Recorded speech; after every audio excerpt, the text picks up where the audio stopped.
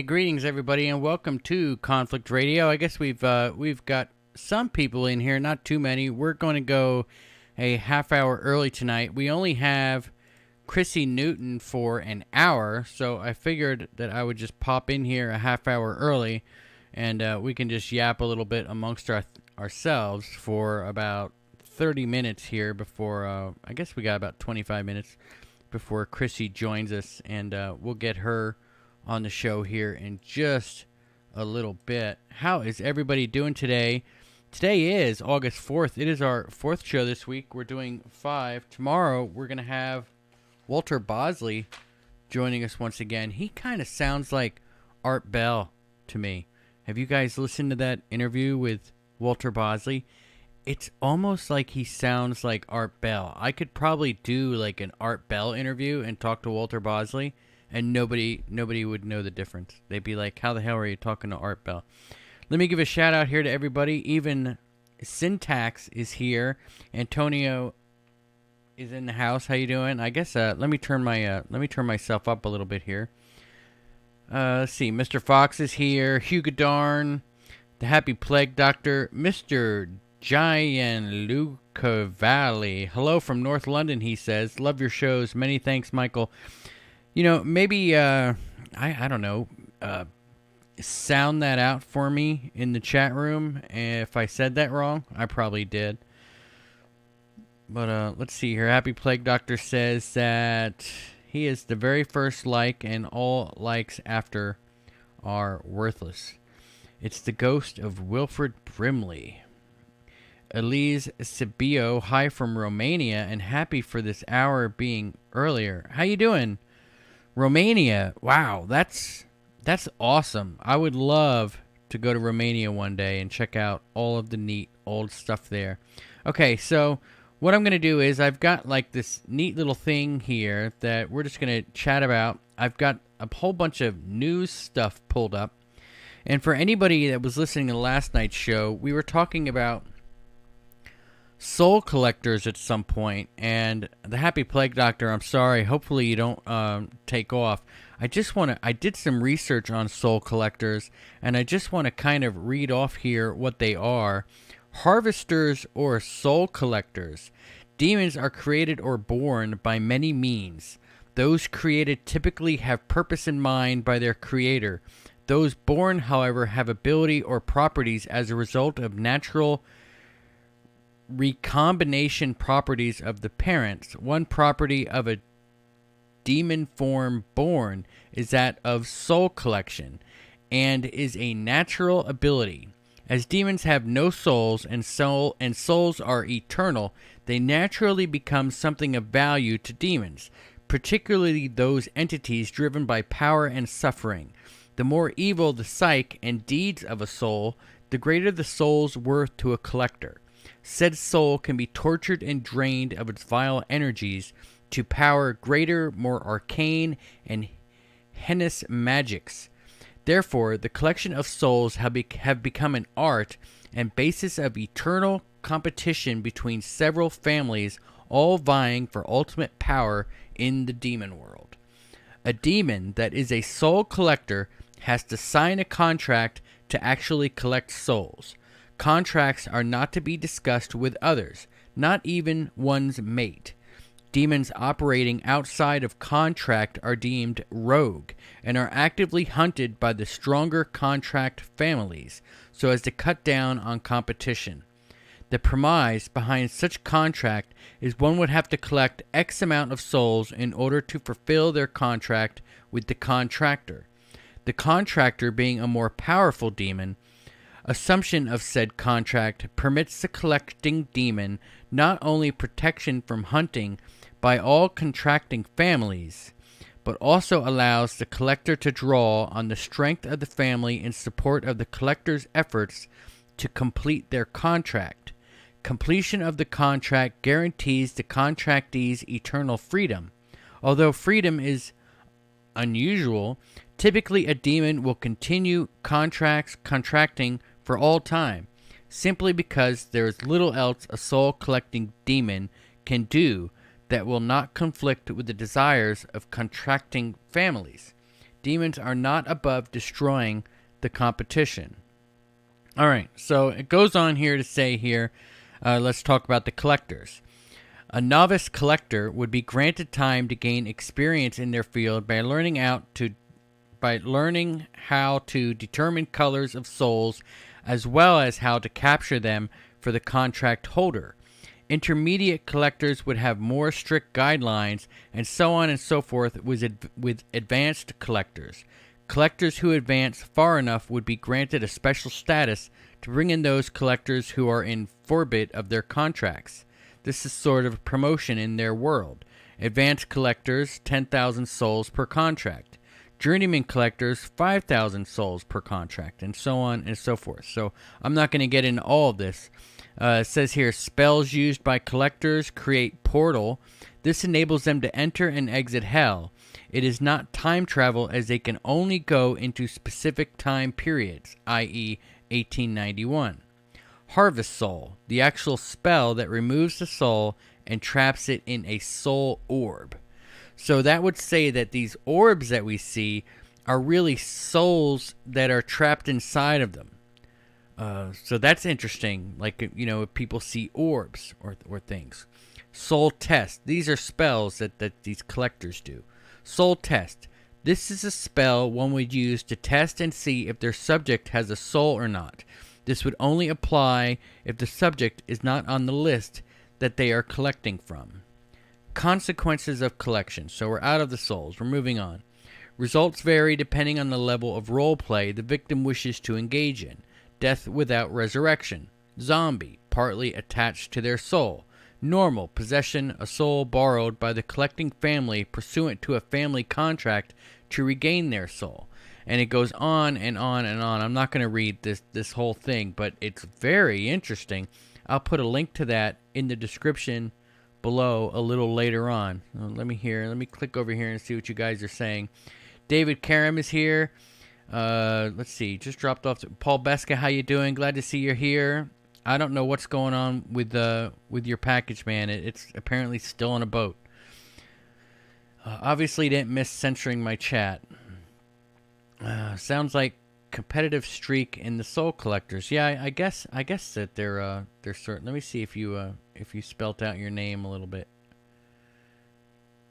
No, I don't see if you I don't see that you spelled. Dr. Strangelove is here. How you doing? Ian, myself, Eliz Sabiu, I guess I said that. Even Syntax, hey guys, how you doing? All right, so let me move on to some of this other news that I've got up. I guess I got about 15 minutes here that I'm trying to kill. And then we're going to do open lines with Chrissy Newton. So guys, get your phones ready. Okay, former Obama official calls for the unvaccinated to be put on a no-fly list. Former Assistant Secretary for Homeland Security Juliette Kayyem wrote that flying is not a right. So that's what we're looking at, and I would point her over to the Nuremberg trials, to where we're kind of free for from doing that. All right. In other news, this is news today that's breaking. Facebook executive helped Cuomo smear sex harassment accuser. So I guess somebody who worked for Facebook was helping monitor an accuser's, I guess, private messages and stuff, so that Cuomo could smash them. Oh, here's one that I like. Let me move this over so you guys can see it. Polar bears sometimes bludgeon walruses to death with stones or ice. So look at this picture here of this polar bear throwing a rock over at this walrus. I mean, that's tool using, isn't it? Isn't that tool using? Walruses weighing as much as 1,300 kilograms with huge tusks and nearly impenetrable skulls are almost impossible for a hungry polar bear to kill. But new research suggests that polar bears have invented a workaround, bashing walruses on the head with a block of stone or ice. Oh my goodness. I mean, that's tool usage, isn't it? All right, so I don't know what happened there, how I got that link off of. I wanted to move the whole thing over. There we go. All right. Yeah, I don't know what happened there. Oh, here we go. A lunar magnetic field may have lasted for only a short time, so we may have had a lunar magnetic field, a magnetic field around the moon that was its own magnetic field. How weird is that? And I wanted to bring this up. Star Trek Strange New Worlds. Is there anybody more excited than me for this show to come out? I am so excited for Star Trek Strange New Worlds. I cannot wait for this show. Apparently they just finished filming, so it's not going to be long. We're going to have a new Star Trek show, a new Enterprise on the screen. And I tell people, look, you could just create a Star Trek show where you're flying the Enterprise around in space, shooting at meteors, for an hour, and I would watch it all the time. All right, so here's some new space news. Netflix will co-produce a documentary about SpaceX's inspiration for mission. I see Sapphire Alpha's here. Some research say a few tribes of chimps have entered the Stone Age, active spear making and keeping stones for cracking open bones from arrow. That is so interesting. We're watching evolution take place right before our eyes. All right, so Patty's Triangle remains among Michigan's most baffling UFO sightings, and here it is. There's the picture. Can you guys see that? Sapphire Elf says, after the latest Star Treks, I'm kind of a bit meh. Will be shitty and political again. Well, I don't know. They're promising that it's going to go back to the old way, but I mean, I don't care, man. Just show me a Starship Enterprise, right? I mean, we grew up with this stuff. Harry Reid came out. This was yesterday. Yeah, today's the 4th. So Harry Reid came out, and he's urging more studies on UFOs. In June, an extraordinary document was released by the Department of Defense. Now, I mean, what is this, KPBS? I wouldn't call it an extraordinary document. It outlined 144 encounters by the U.S. military with unidentified aerial phenomenon. That's that keyword that they're using now. They like that UAP, right? That's what I think they're doing. They're trying to change the keyword from UAP or from UFO to UAP, and the people that are in on this on the switch, they're going to be the ones that the government is promoting. So if you see a podcast out there that's promoting UAP, it just so happens that, Tom DeLonge is always on their show, or Louis is always on their show, or, all of these UAP guys, the government, they're always the ones that are promoting the UAP. So pay attention to that. They're trying to change UFOs to UAPs, and I'm telling you, it's all about keywords. It's all about keywords and what they're trying to promote. Oh, and look, I put in UFO news and hit past 24 hours, and the second report I get is Mark Hoppus. Tom DeLonge almost got M. Night Shyamalan to direct a Blink 182 video. How about that for UFO news? There's your number 2 UFO news story in the news today. And, of course, this is the Debrief website. This is a really cool website. They've actually had some breaking stories on here. This is where Chrissy writes for. She's going to be joining us here in a little bit. She does the Alt Pop Repeat podcast, and she does, Rebelliously Curious with Chrissy Newton. She does this here, so she's going to be on the show. In just about 10 more minutes, I'm gonna give her a call. I promised I wouldn't call until 6:30, and we've got her for an hour. So that's where we are. So let me switch over to you guys here. Let me put this back up. Switch over to you guys. See what you guys are saying.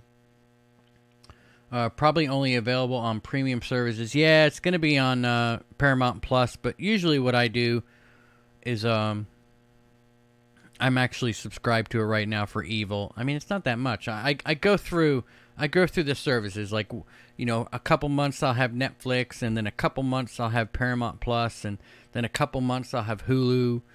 And it's ridiculous. You can't have them all at the same time. So, they try to do the trick, I guess, on Paramount Plus, and what they're doing now is it's a premium service, but instead of dropping the whole series at once like Netflix does, they'll do it once a week. So if you just wait until it's over, then you can pay. Or a lot of them, Paramount Plus even, a lot of them will give you a free month.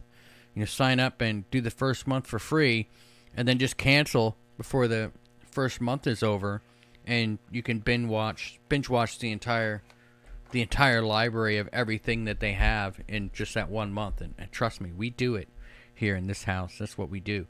We I think right now we've got Hulu because we're on an X-Files run. We did Dallas, and now we're flying through the X-Files. So censors are surfing the chat. Am I missing something here? Star Trek is dead. I don't know. Season 2 of Discovery was actually pretty good, and that's only because the Enterprise was in it. So, and that guy that started that whole thing off was fired. I don't know if you guys know that. I guess the guy that started Discovery was fired. He did the whole first season, but he hasn't had anything to do with it since then. And the whole Picard thing was actually kind of lame. But I get it. People love that. I type in keywords, you just get videos on cats. Tubi, Roku, Netflix, Hulu, Tubi, Roku. Yeah, we have a Roku, and that's what I usually fly with. I love the Roku. We don't have cable here at this house. I have internet, and that's it. Everything else I get through the Roku service. Discovery is a great series. It took me a little bit of getting used to. It was one of those that it just took a little bit of getting used to. That some of it is obviously going to be lame. Just like some of Conflict Radio is lame. Not everybody's going to like every show. Some of this show is lame. The whole first half hour of this show might be lame. I don't know. But all in all, it's not too bad. Kurtzman got his contract. I think you misspelled that. Signed for another 6 years. No. Well, we'll see. I love that there's new Trek out there all the time. I absolutely love it. I love that there's new Trek. And you know what? Honestly, I never watched Deep Space Nine. I never got into Voyager. I never even really got into The Next Generation. Yeah, I've seen some episodes here and there. I grew up as a kid. I grew up watching the original series every Saturday. I think it was Star Trek and Emergency was on afterwards, and I would love watching both those shows. And then, of course, the movies. Star Trek 2 came out. I was in the first grade. It was coming on HBO at like 1 o'clock in the afternoon. I had never seen it. I wanted to see it. And it was actually the first time I lied to my mother. I told her I was sick. I wasn't feeling well. And she actually let me stay home. And I sat up in my room until noon. And I came down and asked her if I could watch TV. And she said, sure, you can watch TV. And I thought, I got her. I got it. And I watched Star Trek 2 for the first time. I was in the first grade. So I love it. They added subscribers. I love the first half of the show, Katie says. Thanks a lot. Oops, work texting. Conflict Radio is never lame. I'm sure we're lame here and there. Voyager is my fave. That's my generation, Sapphire Elf says. I get it. You guys were kids during a whole nother era. And but that's the cool thing about it. I'll watch some episodes. I've actually thought about watching Voyager, like binge watching it now that I'm like kind of older and past my, I don't know, I just never liked the uniforms. I never liked the way those ships look. I don't know. I love the old Enterprise. Not from the original series. I love the 1701A or the refit. The refit was awesome. I didn't like J.J. Abrams' Enterprise. I never really got into that. But the Enterprise on this Discovery series is freaking sweet. Oh, and did anybody ever watch that show Enterprise with Scott Bakula? They did a what is it? The mirror episode where they go into the other dimension, and they had the original Enterprise from the original series in those 2 episodes. I thought that was fantastic. They did a great job with that. James Kirk is Q, if that's his name. Yeah, that's his name. Kirk. I'm only 3 years younger than you, Mike. Yeah, so you get it. I mean, well, I don't know if you were watching that. Mr. Fox is back, saying Netflix lost subs because some programs is just right-wing nonsense. LOL. Well, I mean, I'm not saying they lost subs. I mean, I don't have any idea what's going on. I don't really care. I watch Netflix when actually I don't even pay for Netflix anymore. I canceled Netflix, but I think we've got one. We actually have an account that we use that I don't have to pay for. So that's what we do with that. Star Trek, Deep Space Nine, original crew movies. Oh yeah, Enterprise was dope as well. Yeah, Enterprise was a great series. I really liked the series, and I thank you, Barry, so much for the super chat. Thank you so much. I liked the Enterprise series. I really enjoyed it. I did enjoy the crap out of it. All right, well, I guess we got about 5 more minutes. Emilio Estevez should be the next Kirk or Charlie Sheen. Definitely Charlie Sheen. Hey, Happy Plague Doctor, do you hear they're making a Young Guns 3?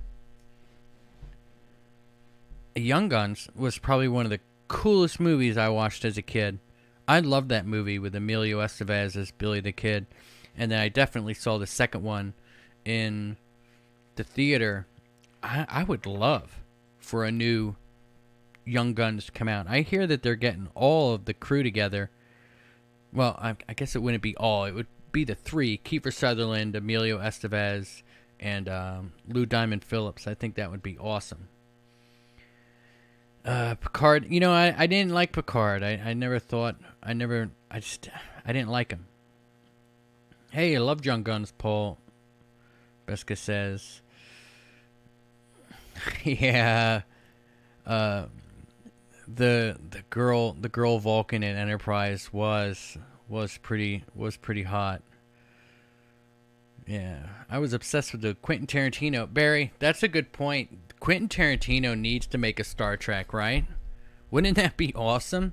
He wanted to do one with the reboot crew, with the Chris Pine and Zachary Quinto, right? Have I got those names right? The new Spock and Kirk and all those guys.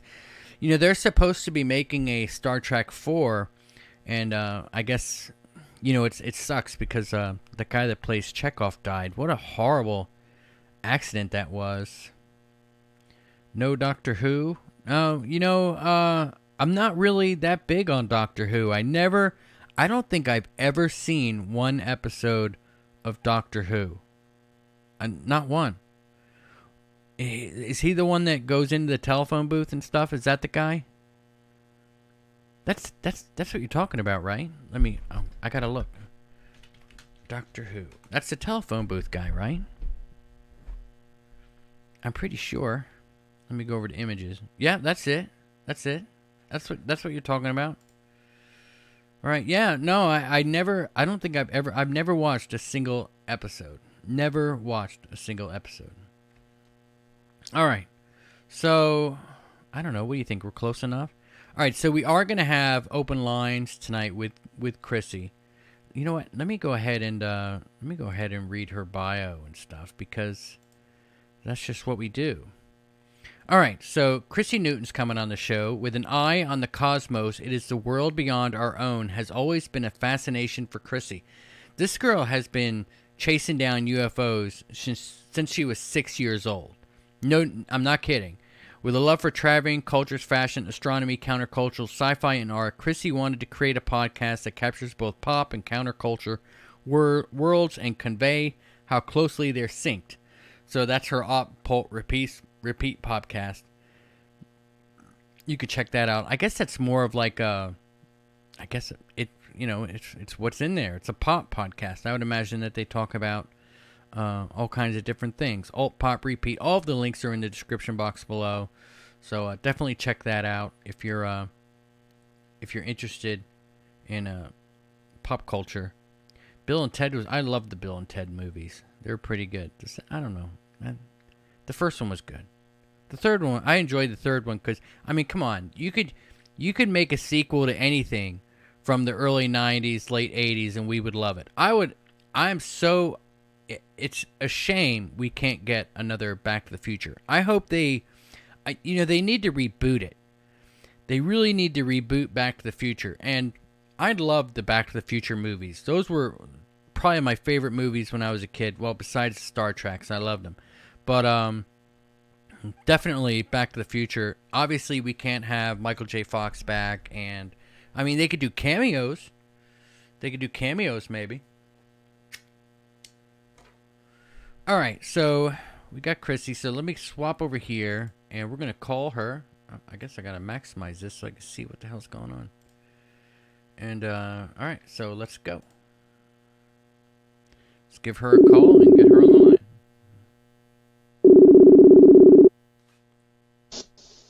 Hello. Chrissy, how you doing?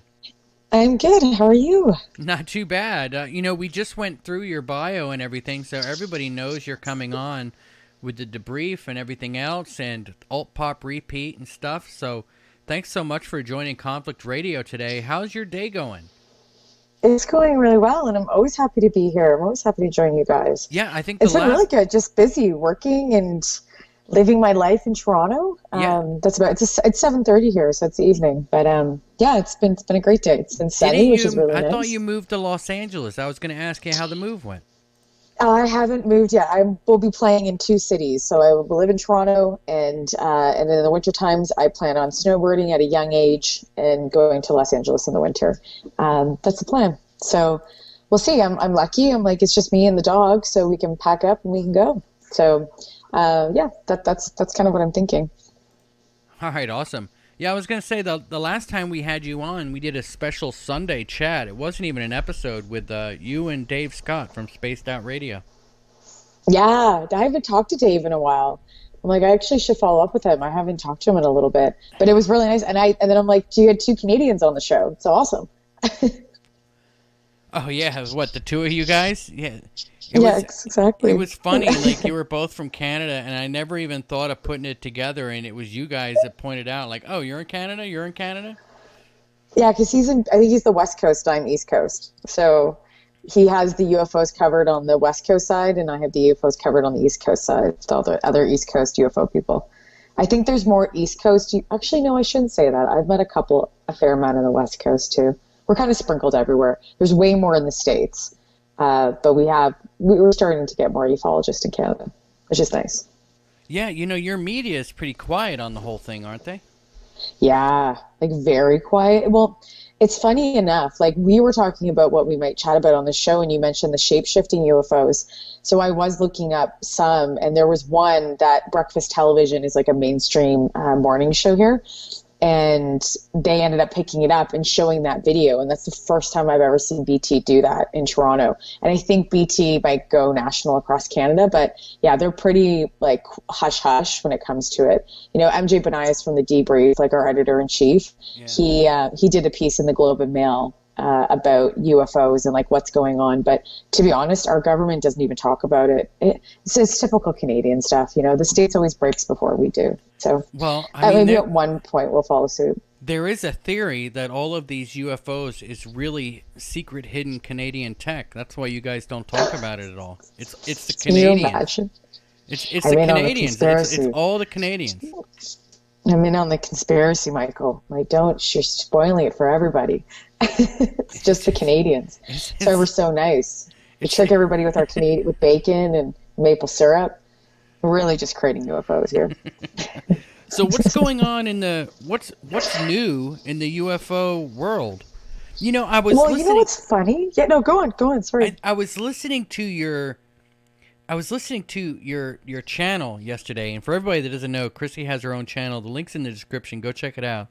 I was listening to your channel last night, and you were asking somebody about a UFO bubble, and I thought, what a brilliant question! Like, it's brilliant because we're getting. It was from like the New York Times. Yeah. Yeah, we were bombarded with UFO this, UFO that, UFO this, UFO that, and now the report comes out, and it's like, okay, everything go away now, right? The bubble's popping. Yeah. Well, so here's the thing. I thank you for even connecting that, to be honest, because we've had this conversation in the debrief, and I've had this conversation with other people about, will there be a UFO bubble bust? Because, we do get highs and lows, but it's never been this oversaturated before in all different areas. So it's like, it's on television. It's been on television for a while, but it's, it's in more unscripted and scripted. It's in politics now. It's, it's in every single crevice, UFOs are in. And it's mainstream, like morning shows are, fun morning shows are picking up, news is picking it up, like it's crazy. So, and you're getting more lobbyists in the environment as well that are being created, lobbyist companies around UFOs.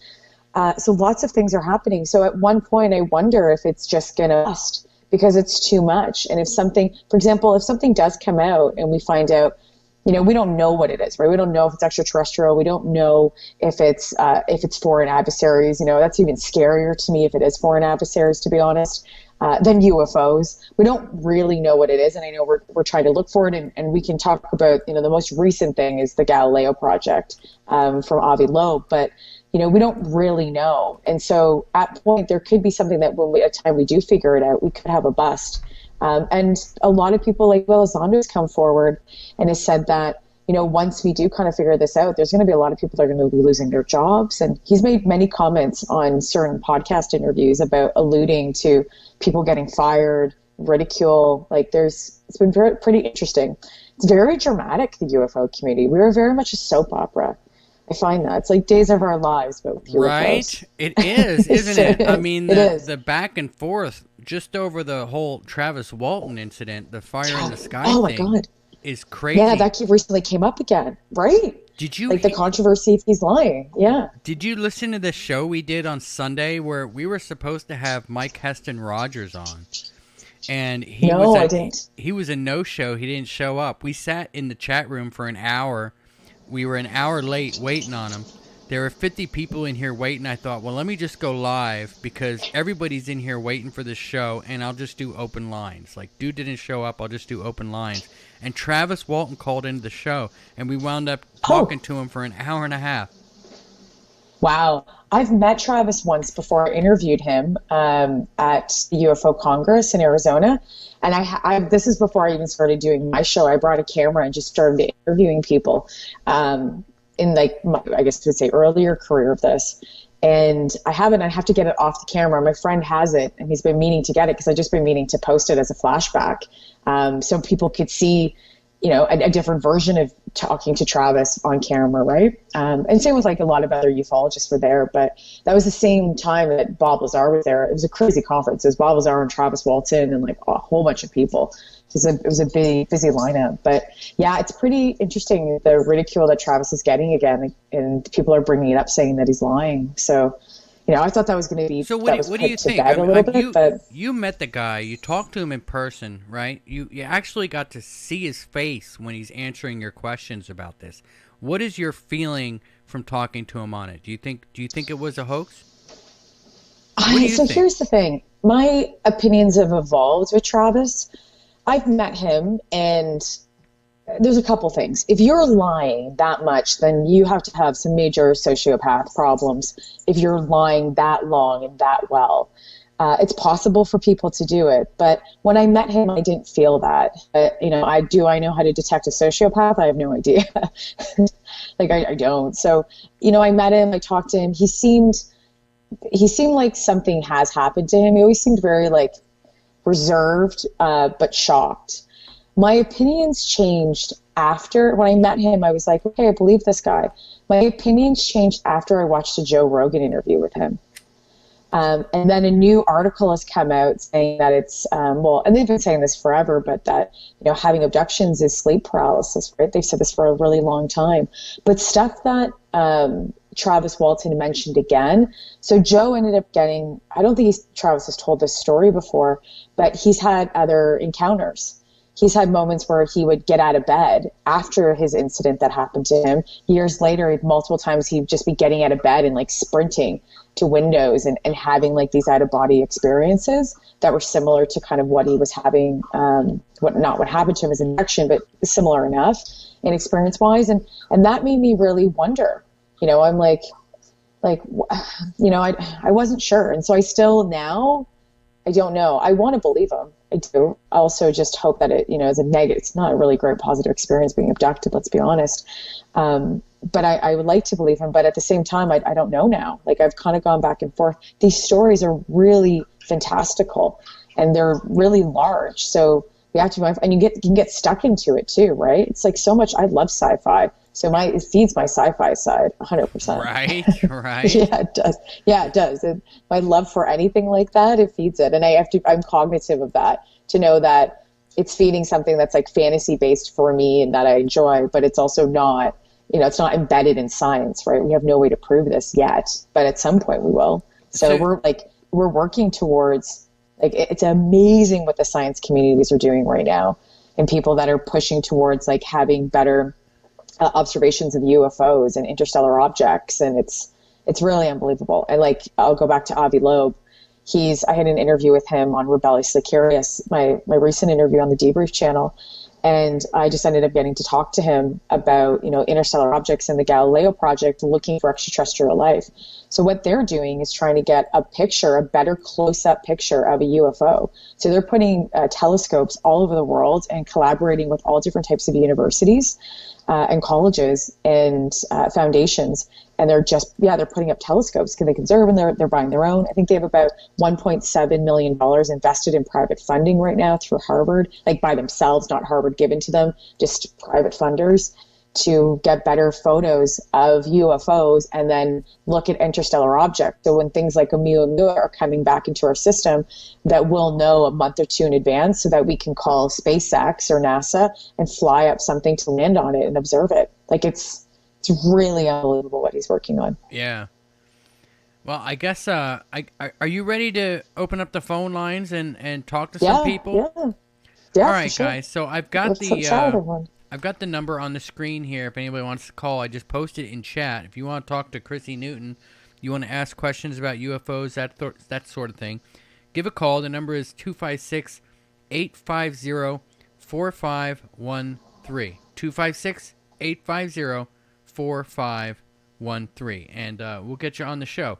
If you don't have a phone or whatever, if you're overseas or something, just look for Conflict Radio on Skype, and you can send an invite, and I can approve it, and you can call then through there.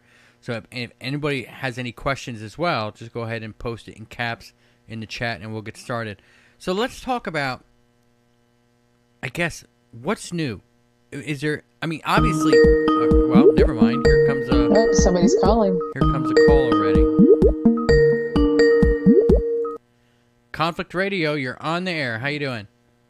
What's up, man? Hey, who is? What's your name and where are you calling from? My name is the Happy Plague Doctor. I'm calling from the center of the earth. How you doing, Happy Plague Doctor? It's a good place to be. What's up, man? No, I'm nice to everybody. I was actually sorry, man. I dropped my phone. Can I ask you about what you knew of the like the space plane programs of like space plane 60s. programs? I don't, depends on what kind of space plane programs you might be talking about. There's so many, like I know that recently Russia has released different new like space planes that have come out for them, but I don't know much. Are we looking at like commercial airlines or privatized space planes? Well, are you familiar with the X-15 project? No. Please tell me. I don't think so. Maybe not. So we talk. It's just a rocket plane they fly into space. And basically, my main interest lies in between that kind of late 60s, early 60s development into kind of the modern day. It's like there just seems to be this huge gap that we missed. And, you know, it's like in the 60s, here we go, rocket plane into space. And then it's like, oh, now we can't tell you about stuff. Now you're shut off, you know. And it's like, oh, we had to cancel the Northrop Flying Wing because reasons, you know. And then they revealed the new stealth bomber, which looks just like a, the Northrop. Well, I think that's something that's, you know, consistently done, right? Like the stealth bomber, for sure, people confused it with a UFO. And there's probably been multiple times that's still happening where we're testing. I'm really mindful too that, like, again, like foreign adversaries of UFOs, that it can possibly be that. We always in the UFO community, I find, sometimes go to one or the other. It can be both. And that's what I talked to Leslie Kane about, is like talking about, are they UFOs and maybe are they foreign adversaries, and why can't they be both at the same time? And then technically, like, the government's saying it's not our tech, and I'm hoping they're not lying to us, obviously. They are. They are. I'm hoping they're not in that context. But, if it is foreign adversaries and UFOs, like that's a major conversation. And we need to have more conversations around that, because it's pretty scary. Like, I think, we'd all agree here that if we're saying it's foreign adversaries and we're going, oh, by the way, the government is saying we don't know any of this tech. First of all, we don't have any of this tech. We don't understand it. And that's happening on our planet, and people that are adversaries to us, like that's pretty scary, because then they say that we can't protect you from other people, from other countries. And then on top of it being like, well, and it's also UFOs, and we don't know what those are either. So it's that, in my mind, is the scariest possibility. I'm not so much on the extraterrestrial line, but it being either both of them. I'm mindful of that. I keep looking to see, what China's doing in their development in Russia, because I think we need to be, and people are, but I think in the UFO community, we need to watch that a little bit closer, because you never know what's going to happen in the next couple of years, right? So. Right. Yeah, I was just curious because, especially, I don't know, maybe even a decade ago, there was all this talk about the Aurora craft, and it can do this and do that, and the TR-3B. And then it's like, all of a sudden, the door slammed shut on that stuff, it seemed like. Is that what it seems like to you? Yeah, I think so, too. I think I hear that a lot with different programs, or they're obviously working on them and not talking about it, too. So, it's really Tim McMillan on our end, and Tim McMillan and Micah Hanks on our end for the debrief. So much about different types of planes and different types of pilot projects. They write about them a lot. So usually I get wind of stuff that's happening a little bit in advance, like the stuff that Russia's rolled out with recently. But yeah, I agree. I think it does happen a lot. And that's something I should ask Tim and them about, why they find he used to formerly work in intelligence, that why they hush it. And I would imagine, or why they stopped the programs.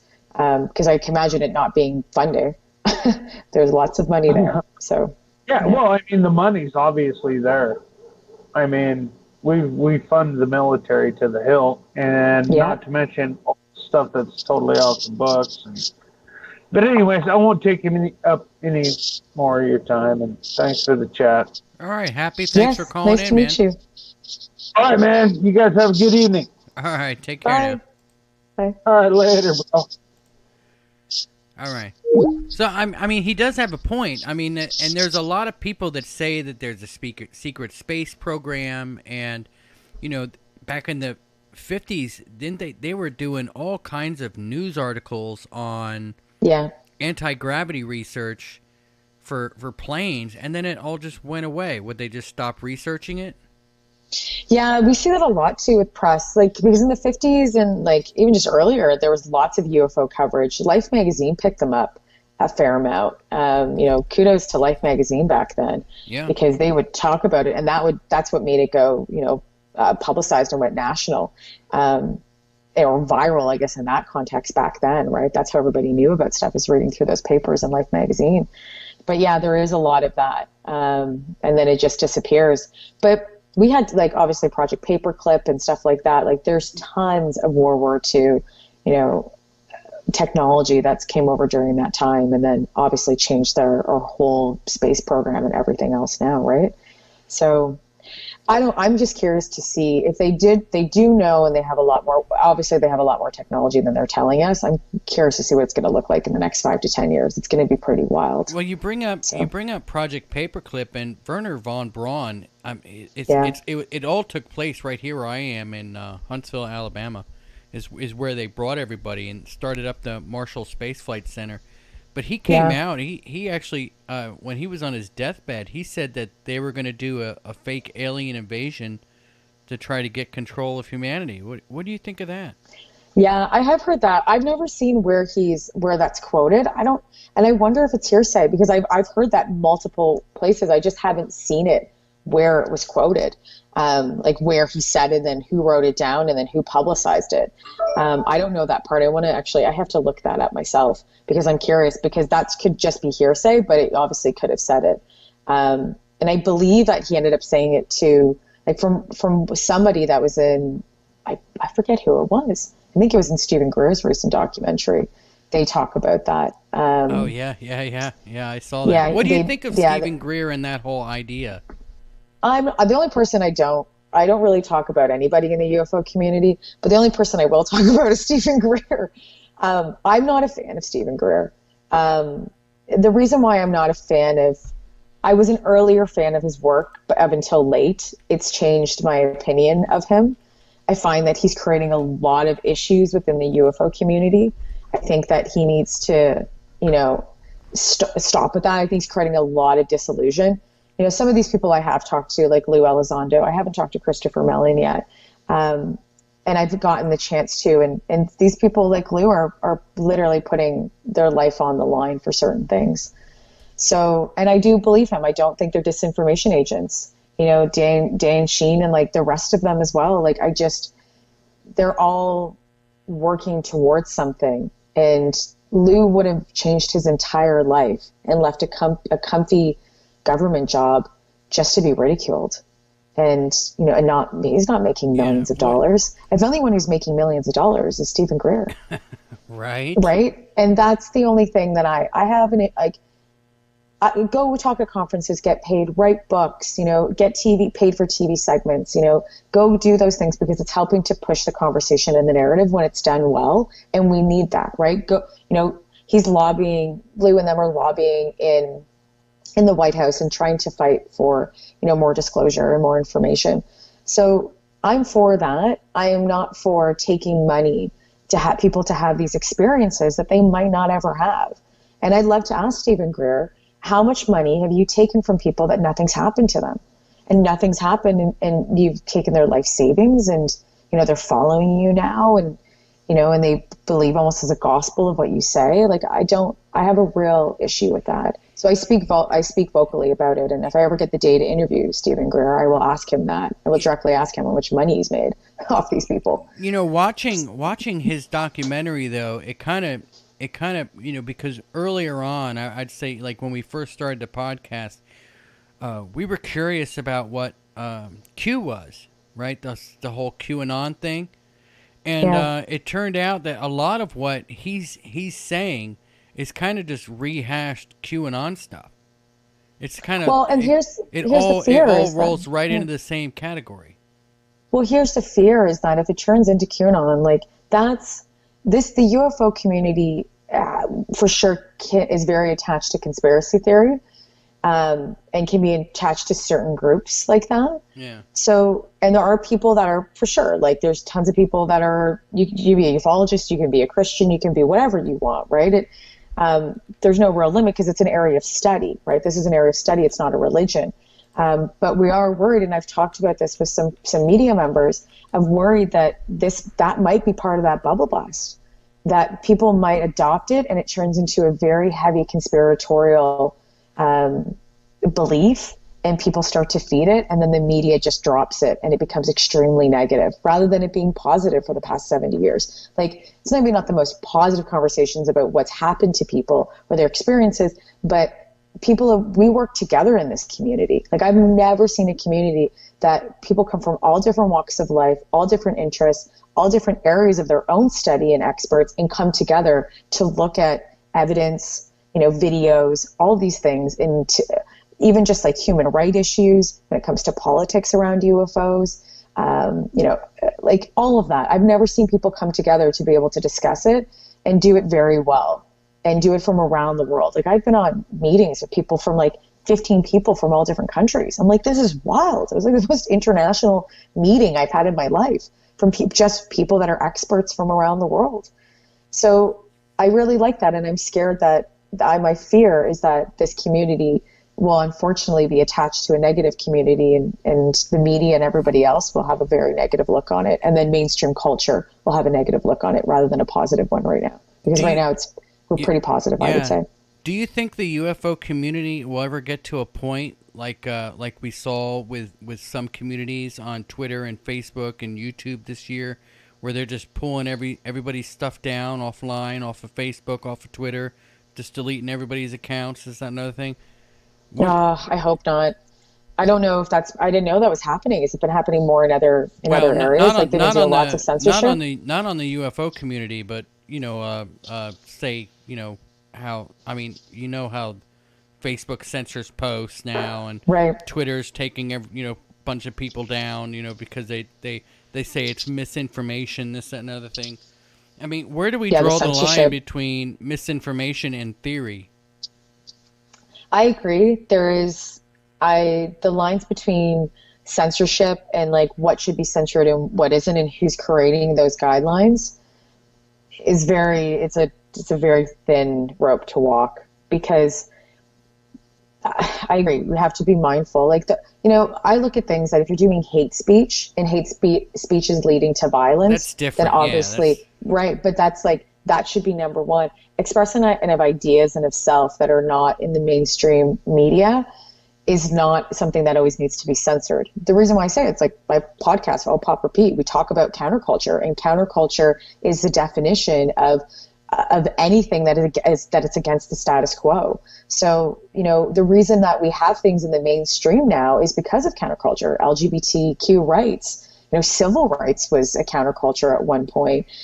Cannabis was a counterculture. Now it's becoming mainstream. So all of these, like psychedelics, like all of these, there's tons of, even the hippie movement was, all of these countercultures that started in the 60s and the 70s, now we're living them and they're in our mainstream, but they taught us to evolve.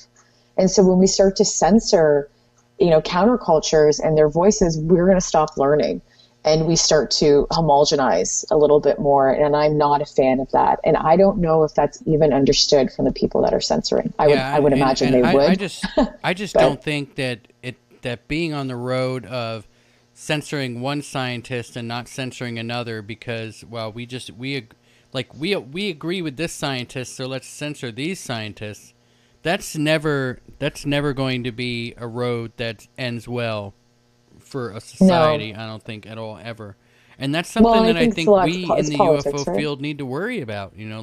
Like when you let them get away with this, let them get away with this, let them get away with this, and then who's next? Well, we are. Well, and we do. We also get away with a lot of disinformation in our own community.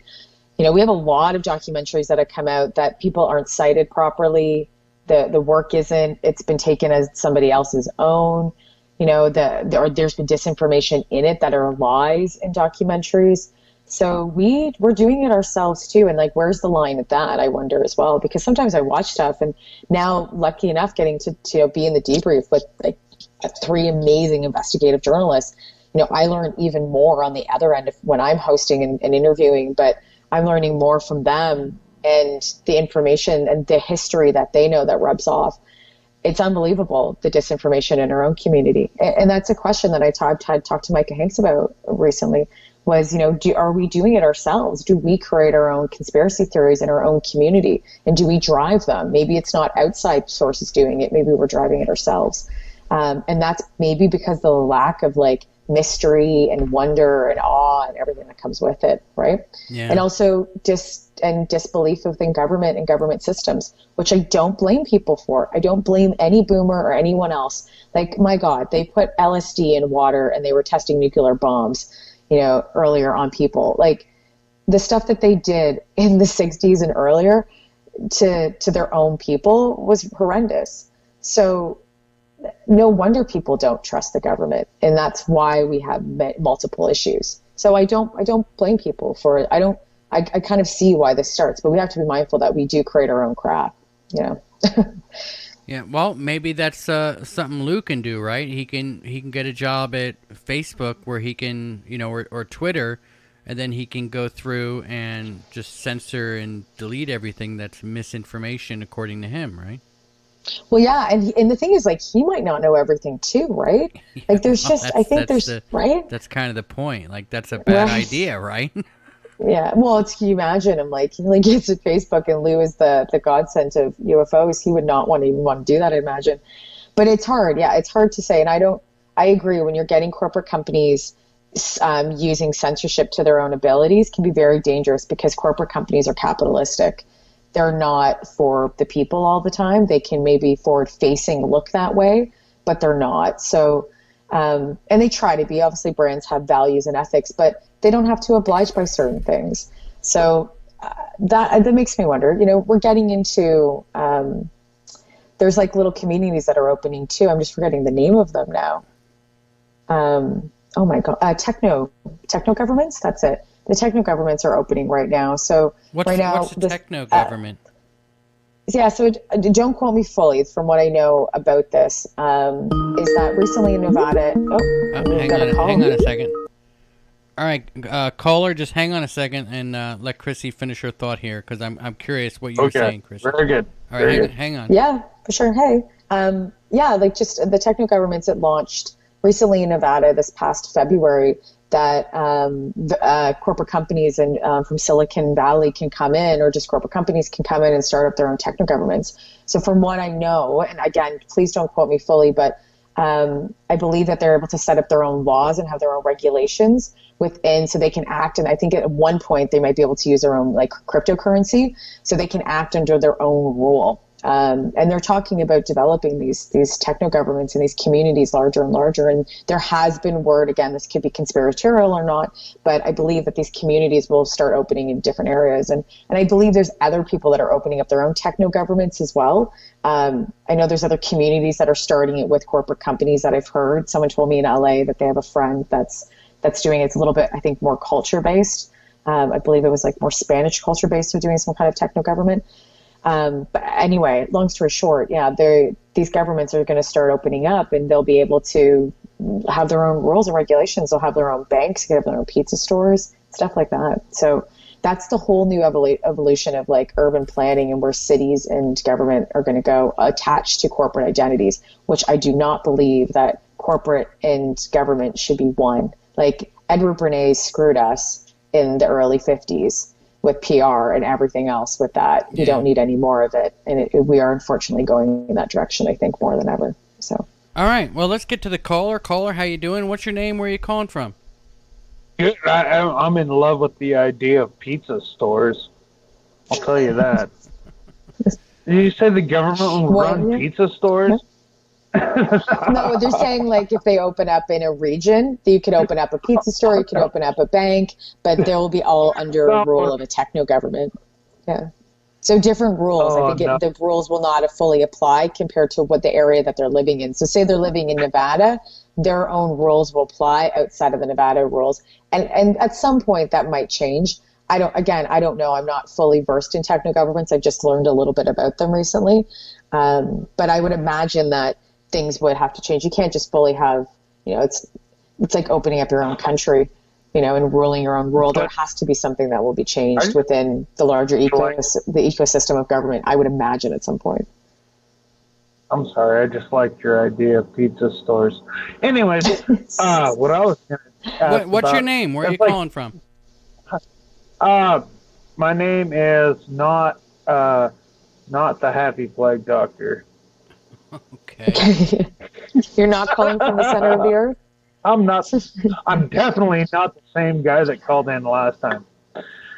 No, I was just curious. Do you know anything about like the idea to have nuclear bomb powered rockets, like the ones that like literally they're going to send out a mini nuke and like eject this giant rocket out into space? And what was funny is they were going to really boast about it and like put like a full-size barber's chair in this thing. And it was a really weird idea. Did you ever hear about that? No. Who talked about that? They made videos. The government made their own videos about it. Well, I don't know if they were nuclear bomb powered, but nuclear powered. Yes, they were. And actually, that's the part that still classified is they found a way to miniaturize nukes that it's like scary level. Apparently, it's still classified. I believe they've set nuclear bombs off in space. Correct? They have previously. No, Chrissy, they tried to. They were going to. Right. They launched one, but it had a malfunction and crashed, and that was the last time they ever tried to launch one up there again. Right. I didn't know that they were still looking to send them out. One up. I mean, they launched one pretty frickin' far up, and it was between the islands there and Hawaii, and it was bad. It was, thank God it happened over the remote Pacific, ocean area, because it was like it screwed stuff up in Hawaii. Well, they said that they never did that again because they were told by the aliens that they weren't going to allow them to bring nukes into space. Well, that could be. I don't believe that. Well, I mean, it's possible, right? If they're working with the government, Chrissy, and they're saying, "Hey, we're not going to let you launch a rocket with a nuke on it into space. We're not going to let you do it." Well, and that makes sense. Like, why else would they be, shutting down our ICBMs and stuff like that? So maybe it has something to do with it. Yeah. Anyway, somebody else call in. Have a damn question, please. Anybody? Anybody? It can't be me all the time. All right, man. Take care. Bye. All right. So great. Some days we'll do the open line show and it just goes nonstop calls, and then some days it's just nobody wants to call. They just want to listen. Yeah. It's weird. Well, I think that's the wonders of a live show.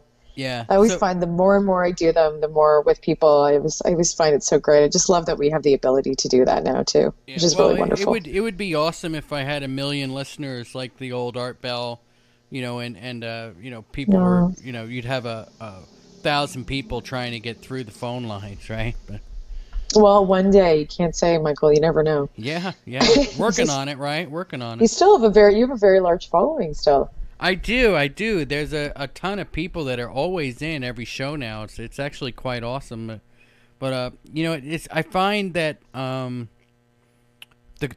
open lines works, I guess, better in the evening than it does maybe kind of early evening. Like later on in the evening, the open call, where I guess everybody has to get a couple drinks in them first. Right. Wednesday, 8 o'clock. It's like, instead of TV time, it's live streaming time. There we go. Here comes one. Conflict Radio, you're on the air. How you doing? All right. How are you? Pretty good. What's your name? Where are you calling from? It's Frank, and I'm calling from Ontario. Hey, Frank, that's where I'm from. We're in Yeah. Ontario, my Toronto. friend. Yeah. Yeah. Well, Are I'm you just in phoning to ask a few questions, Chrissy. Yeah, are you in Toronto, Frank? Yeah. Nice. All right. What area in Toronto? Yeah. Well, I haven't seen any UFOs here, but I'm looking around, and sometimes I wish I could see one, but what I've been hearing, I don't want to see one or have a visitation, but what I would like the question to ask is, where's the most sightings in Ontario? That's a great question. From what I know, there's been tons up north, lots up north in northern Ontario, and then lots within the East Coast as well. I hear that a fair amount. We do have UFO activity over our military bases. So I know the government doesn't talk about it. I've heard about it from other sources that we do have that activity happening in our own country. But most of the time they are happening in the northern area from what I know. But there was I believe a UFO sighting in Toronto, I believe this year. Wow. But yeah, most of the time I hear them. But I haven't heard much on the BC side, but I could be wrong in that because, well, the funny part is like maybe because of the East Coast, but there, as you might know, in LA and Los Angeles or California, there's tons of UFO activity around Catalina Island in Los Angeles. It's a huge hotspot. Same with Florida. So I don't know if Vancouver is very similar because that's on the West Coast if it has that. But from what I've heard, it's the East Coast and in Northern Ontario that gets the most sightings. Wow. Yeah, no, I spent a lot of time in Northern Ontario over the years, so I didn't see anything, but no one's really talked about it. It's mostly Aboriginal communities up there, and I guess they probably have most of the sightings because they're out and about on usually during everywhere up in that area. Yeah, well, my father had a that's probably UFO the only sighting question when he I was can really really young. think of right now. Now, let me ask you a question before I let you go. What do you mean by Aboriginal communities? Are you talking about Indians? Yeah, absolutely. Okay, First Nations. like reservations and such. I don't know if I don't know anything about Canada. Do you have Canada Indian reservations up has there? Same it has as here? reservations just like the U.S. and Northern Ontario has Western Northern Ontario and Northern Ontario. It has a lot of communities, different tribes. Like they have many, like 40, 50, 60 reserves. There's around 800,000 Aboriginal people living in Ontario. What's the tribe up there? What's the prominent tribe? They've got prominent would be more like it's Ojibwe and Cree. Oh, okay. Yeah, if you look up on the we have lots of Indigenous, lots of Indigenous, but it's also the conversations about UFOs and extraterrestrial are so predominant in the Indigenous culture, especially in the States too, like the Hopi Indians. It's talked about in their folklore so much, and I wouldn't be surprised if it's spoken within the Indigenous communities in Canada as well. Yeah, I'm not shocked. Sure. I actually haven't heard any of the Indigenous stories. I'd actually like to hear. I've heard more of the Hopi Indian ones, but I'd like to hear our own Canadian ones more. Actually, talking to different tribes to see and get their perspective of their folklore and then where they've seen it in Canada, right? So, yeah, it's a really great question. Yeah, awesome. No, I appreciate that. No, I've enjoyed speaking with you tonight, and hopefully. You as well. Well, yeah, definitely. All right, man. Thanks for calling in. Have a good night. All right. Yeah, thank you. Take care. All right. Goodbye. Bye. All right. So I've great to have a local person from Toronto. Yeah. Wish I knew what area of Toronto he was in. All right. So David Karim has a question for you in the chat. He says, "Can your guest tell us about any personal UFO experiences?" I've had an experience with like my ex-boyfriend where we thought we saw something. It was in the daytime though, and I was laughing. So I was like, "Is there such thing as daytime comets?" And we were in this backyard. It was a backyard UFO experience, and we were.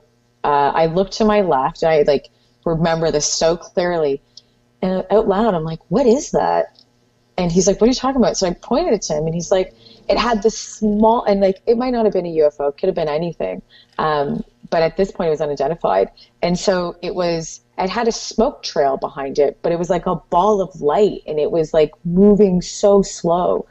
So the ball of light that was so like bright with this small tiny trail in the end, it was not a plane at all.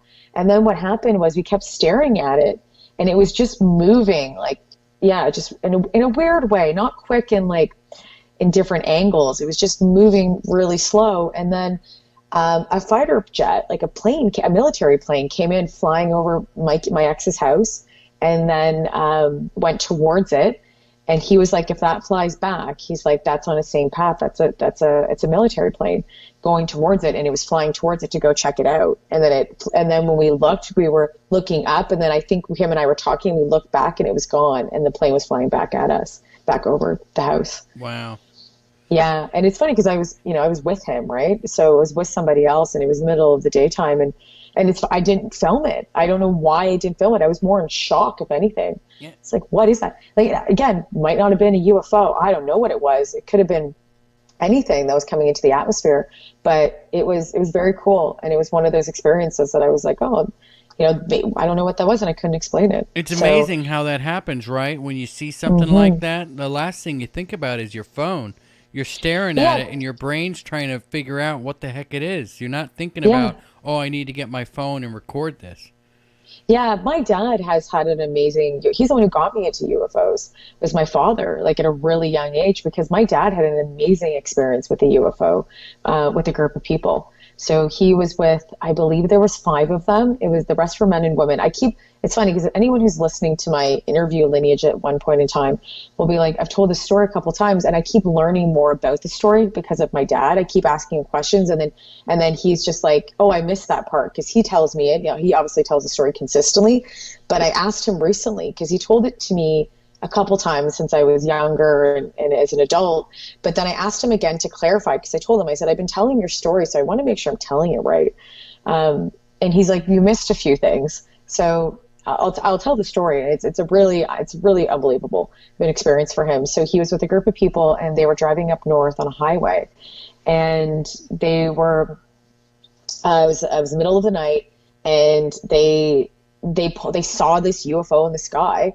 And they pulled over, and they got out, and it was hovering.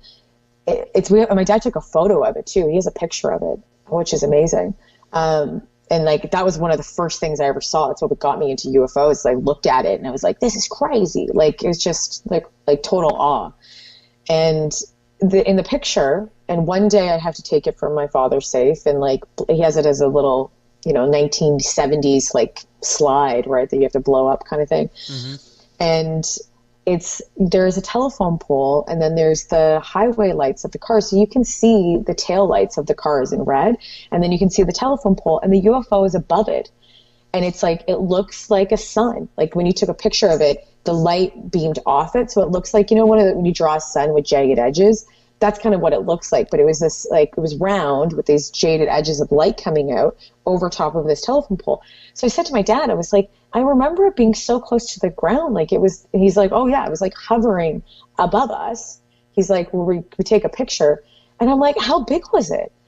And it's funny because this is around the exact same time of Bob Lazar, which I find interesting. It's very around the same time of this, in the shape of UFO and sizes, because when he was at Area 51, he said that craft is really, really tiny. So my dad, the craft was small. He was like, Chrissy, he's like, if somebody was in there, he's like, they were like children or 4 feet high. He's like, it was not big at all. Yeah, well, maybe they were just little people, right? Right. Or is it a reconnaissance? Like, is it a drone? Is it, like, that was something that my dad and I have talked about at an early age, because he felt that too. He was like, it was intelligently piloted, and I'll go on with how he knew it was intelligently piloted. So what they did when they pulled over looking at this thing, they flashed their lights, the car lights at it, and it flashed back at them. What about the idea that these gray aliens are really synthetic? Like they're real? Like they're it's synthetic AI. I don't know. Like Bishop from Aliens, how he's not really a real person, that these are just, that they're kind of like just robots, but they're synthetic beings, just that are artificially intelligent. Right. I don't know. Like, if a drone is like a UFO is a drone reconnaissance, there's theories that they've come from, like, they're coming from the ocean, but they're literally just been surveillance. Like, they're just here and they've been on the planet for the longest time, and they're just surveillancing the planet now. Like, that's been a theory that's come out in recent that I've heard. But I don't know. I'm like, I don't. It could be possible that they're just sent from somewhere else. Like, if that's what this is, for sure. But it could be anything. Like, it could be interdimensional. We don't know. And that's kind of where there's so many different, theories out there of what it could possibly be. Now we just, thank God, we have science that's coming forward, and people are looking at it so that we actually will be able to, like, get a better photo than these grainy photos that we have, and come out and be like, okay, this is what this is, right? Yeah. And be able to have real scientists look at this. We have enough amazing people in the community that have done a great job, and now hopefully we'll get to the next level. It's a guest. All right. Hello, how you doing? Welcome to Conflict Radio. You're on the air. Hello, can you hear me? Yeah, I can hear you pretty good. Sapphire Elf, I recognize your voice. Yep, that's me. How you doing, man? Yeah, good, thank you. Yeah, great guest tonight too. Thanks for coming on the show, Chrissy. Thanks. You're calling from Australia, right? Just want to let everybody know. Yep, the old bunker from down under. Love talking to people from Australia. It's amazing. We have three different countries on the line right now, and there's not a single delay. That's technology right there for you. Yeah. So what's up, man? So I have a question that kind of relates to Bob Lazar's kind of theories about how these things work. And I think she mentioned something along the lines earlier in the show. And he talks about there being it swings gravity and it pulls itself along with a force of gravity. And I was wondering if they can manipulate, if they do use gravity and manipulate gravity, it's kind of like the same thing where the theory is that you could use gravity to warp time. And how you were saying that you don't really have to have mutually exclusive explanations, is that if they could bend gravity and travel great distances, could it also be possible that they're not just traveling distances, but also maybe in time or dimensions? Sure, if it's interdimensional, I would imagine. I'm not a scientist, so this is not my background. I'm communications and culture and whatnot. But from what I would imagine and what I've heard is for sure that why can't that? Why wouldn't it be able to manipulate time if it's interdimensional? I would imagine. You know, isn't that, yeah. You know, I would imagine why not, you know? And there have been tons of conversations, I believe, around UFOs and time related too, or that there is another theory that it's just us coming from the future. I've heard that theory as well. Yeah, it's like none of it really. I just don't think it has to be mutually exclusive, like she said. I think it's probably a combination of maybe an alien probe, which is like a good quote is, just because it's a weather balloon doesn't mean it's ours. Yeah, and to be honest, we won't, like, I really do believe that we probably won't know, like, once we figure out what it is, it's not going to be anything that we've ever imagined before. I think we're all going to be shocked. I don't think anybody's right. You know, I really don't. I think that's why our science hasn't caught up yet, and once it does and we are able to prove it to some extent, people A, are probably not going to believe it, but B, it will be something probably entirely new. You know, it's like the same thing that came out with quantum physics. When quantum physics started developing, you know, people even generally, I would say this, the general populace were like, this is unbelievable. Like, it was such an amazing advancement of science. So I think the same thing will probably happen in this conversation. It will be, you know, it will be something that we've never experienced or even thought of. You know, I don't know if we have that ability yet. If we can't understand what they are already, how are we even to maybe grasp our mind around it? I think, what's the guy's name? Isaac Asimov, maybe? He said something that a futuristic technology would be so advanced to us it would seem like magic, and we just couldn't comprehend it. Exactly. Yeah. I feel I think that's closer probably to the truth, more than us being like, it's little green men running around. You know, it's just like you know, try taking also, a Bic lighter back to try giving a Bic lighter to the cavemen, right? Right. And the things about UFOs and aliens, the concept of alien has evolved over time. Like, and pop culture has helped shape that ideology. Like, what kind of happens is that we get this idea of people see something, they have an experience, pop culture picks it up, pop culture blows it out of proportion. And then what happens is people watch it, they consume it, and then they see something else and it reconfirms what they believe. But over the time, the concept of the alien has changed. And same with the look of the UFO has changed. You know, from like little flying saucers, you know, earlier to like, to Kenneth Arnold flying saucers to like now that are like little orbs running around. You know, like floating around. Like, it's changed immensely. So even though we still have triangular UFOs and stuff like that, but the concept has changed. And, you know, people do say, and I think it's more of a psychology thing, that UFOs are a reflection of us and a reflection of our time as well. So I always find that interesting when I look at it in a cultural perspective of like how we're so used. Sorry, my dog's crying right now.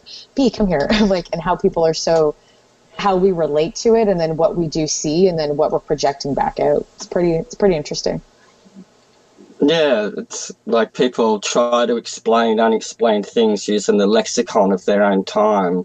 Like when people talk about aliens in history and like the book of Ezekiel and that kind of thing, they're trying to explain something in their words that they use at the time. Right, and that plasma UFO, we go back to the kind of bookending the beginning of this conversation, that shape-shifting UFO that I believe the German man that was on a plane ended up taking, he said it just looked like plasma and it was moving and evolving as he was flying. Like I remember watching the video and I was like, this is crazy. So what do you think? Do you think UFOs could be alive? I don't know if it's alive. That's the question. If it's intelligently piloted, and does it mean that if it's intelligently piloted, does that mean it's alive? So I don't know if they're real living things. Like the UFO itself is its own being. I don't know. Yeah, I don't know. We don't have any evidence to prove of that. It's like it would just be like the concept of them being here for a very long time and have always been around. Is something that's been talked about as well, right? And I believe there's like that whole conversation around like the castaway. I forget. I don't follow this theory as much. But people that are like the breakaway civilization. That's it. I don't follow breakaway civilizations much, but there is, I think, that conversation of UFOs being here for a while and the breakaway civilization. I think that goes together as a theory as well. All right, Sapphire, anything else? Sorry. Anything else? I do really like the antediluvian civilization breakaway thing, like a lot of stories of Shambhala and Agartha, and I'm not a hollow earther or anything, but I just think it's fun to theorize about, and it could be a possible explanation. Yeah, my sci-fi side loves that stuff. What do you think love of the center of the universe idea. Chrissy? The hollow earth, I just find it like going to the center of the earth. I love everything about that. There's another like planet in our own planet idea, our own earth. Like I think it's so fantastical. My sci-fi side loves it, but my like science side is just like, I don't believe it. But in context of that, because we haven't proved anything of it, but I think it's fantastical, and I love anything science fiction related to the hollow earth theory. I think it's just fun to theorize. It's a great theory, it really is. Just sort of something about how Chrissy mentioned the changing shape of the UFO, and it kind of, that's why I really like Bob Lazar's gravity theory, because if you were playing with it, it could also bend light, and maybe it just seems to us in different wavelengths that it's changing shape, maybe. Right, and how we're perceiving it. Yeah. Yeah, like it's our perception. And I've got another line of thinking that kind of tries to tie in the different stories of abductions with a possible rational explanation. And how you mentioned how horrible it was, all the nuclear testing and things that they did on US soil, and if people were actually getting cancer from it, would they want to say anything about it? And the parts that people say they get probed in, I don't want to go into graphic detail, are also the same kind of parts that go missing from the cattle abductions, like the soft tissues and like the lips and eyes and like genitalia and things like that. It's, if you were going to test for radiation, you would check the soft tissues. And that's kind of a possible way to tie in the government to this whole thing with playing around with strange technologies. Weird, and that's, and I agree. Like it's a scary thought. Sometimes I wish it would just be, again, I think humans doing stuff to each other is worse than us thinking about extraterrestrials. Personally, I'd rather know that it's a UFO or that maybe it's a particular ET. It's not our own government. Government's doing stuff to people. I find that it's just, to me, I have a hard pill to swallow with things like that. Because people should feel safe in their own country, right? And especially in their own planet. Jeez. That's the same with me. It's so scary because it seems plausible. Well, yeah, and there's lots of other countries that do horrible stuff to their own people. So, yeah, it's just, but that's every country does that to their people, I'm sure, in some way. Yeah. All right, man. Well, I've got just some other last thing to say. All right. That also ties into the government abducting people and the idea of what a grey alien looks like. Is humans have a tendency to anthropomorphize things, to kind of ascribe human attributes to it. And how the grey alien seems short, but if you were kind of drugged and flat on your back in a half sleepy state, and you saw like a F-16 fighter pilot with the grey respirator, the helmet, and the black visor, could your mind kind of play a trick on you and kind of humanize the face a little bit more into the no mouth and the bulbous grey head with the pointy chin and the big black eyes? Well, yeah. It could. Yeah, I see what you're saying there. It's kind of like those things on Facebook that you read when the words are all scrambled, but when you first see it, your mind sees it all spelled out correctly anyway. You know what I'm talking about? Like when you're looking at words and they're all scrambled up and you're looking at them, but your mind sees what it really is. Kind of it's trying to make patterns out of it. Yeah. It's kind of the same thing. Yeah, it could be. And like the whole concept of not being able to, for sure, if you're not in the proper state, you could think anything's happening to you. You also could be massively being delusional as well. If you're in some kind of state. Yeah. Yeah, like I just thought if you showed a caveman a picture of a F-16 pilot, would they kind of morph the face a little bit as they painted it on cave walls with those weird alien helmets and heads that you see? Yeah. Yeah, and I think that's true. Like the day that we come to the point where we're able to, I hope we're all alive when this happens to figure out what it is. It's going to be a really interesting time for humanity. Like, I think it's a really interesting time for humanity right now, personally living through all of this, but not everybody would agree with that because not everybody's fully involved into the UFO subject yet. But I have this thing that I've been saying that I think in at least the next 10 years, everyone's going to be talking about it. Do you think that we'll have answers at some point before we pass on? I hope we do. I really hope we do. I would like to for my father, to be honest, before he's 63, he's still fairly young.